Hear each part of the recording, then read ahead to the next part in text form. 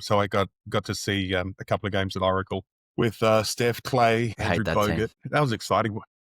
You I hate mean, that team? they beat the Rockets now 5 times in the playoffs, eliminated us.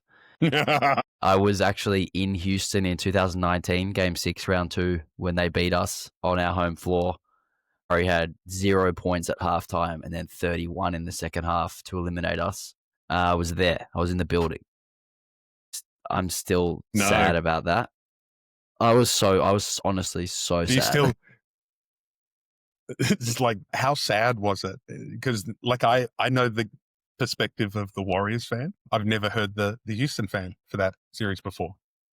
It was 2-2, and then we went back to Golden State for Game 5. I was actually at Golden State. I was actually at that game as well.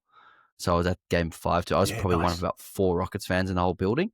And in all the games, we were there or thereabouts. We were, one little run away from winning. And Game 6, where we lost the series, we were actually leading by like 8-12 most of the game. It was kind of seesawing back from 8-12, 8-12. And there was a few times where we had opportunities to like blow the doors off them. Like there was one play where I think it was Gerald Green missed a corner 3, like wide open corner 3, which would have put us up by like 15. And there was another play where we had an alley-oop dunk that was like mishandled and went out of bounds again, which would have put us up at like 14, 15. And those little moments like just kept the Warriors in it. And you can't do that against such a good team. Like Curry and Clay, they just pounce on it. And it was one of those like, fuck, I can't believe we didn't like put the foot on the throat and keep the foot on the throat when the opportunity was there. And you can't expect a great team like that to just roll over and die. You have to fucking kill them. And we weren't able to do it. And it's just like, it's one of those times where you like, I wish the team that I supported had like the guys on it who had that mentality. But James Harden's a pretty passive dude. He's just he's a pretty nonchalant kind of guy. And a couple of other guys on the team, pretty nonchalant guys.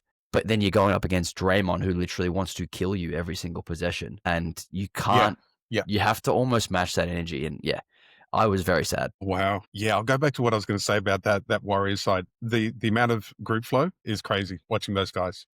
Like they're just doing, and the ones that I liked the most was like it still had David Lee, it was his last season, and Andre Iguodala, and they were the biggest beneficiaries. When obviously the game looks very different when you can see the whole court running, and the way the so-called lesser players could create space especially for Steph and set up opportunities for him was really crazy, because Steph doesn't move like anyone else in the league. He doesn't go where you think he's going to go. He doesn't cut the way everyone else cuts. He just does it all really differently, and it's almost chaotic, but beautiful chaos. And the way those guys could move off the ball to accommodate that's what I really liked. And really the Warriors, like this whole idea, it's interesting because whenever the Warriors brought in someone who didn't fit this, and it was like, okay, now try and run our system. And like you just said, if you tell someone to run this system, doesn't happen. You have to actually have the instincts, and it has to come naturally. There's a couple of guys who have come into play for them recently. Kelly Oubre, a couple seasons ago, he's just not that kind of player. Even Jonathan Kuminga, their young guy who they've been trying to develop, he's not that kind of like instinctual player. He's just more of a like, I want the ball, get out of my way type of dude, and it doesn't suit that. Doesn't suit that style. And that's why Kevin Durant fit in so seamlessly, because he's very much an opportunist. He's not a guy you run a lot of plays for. He's not a guy who dribbles the air out of the ball. He's just you're here, you're there. Okay, I'll move into that open space and I'll just make this shot. And he's very efficient with the way that with when he needs the ball.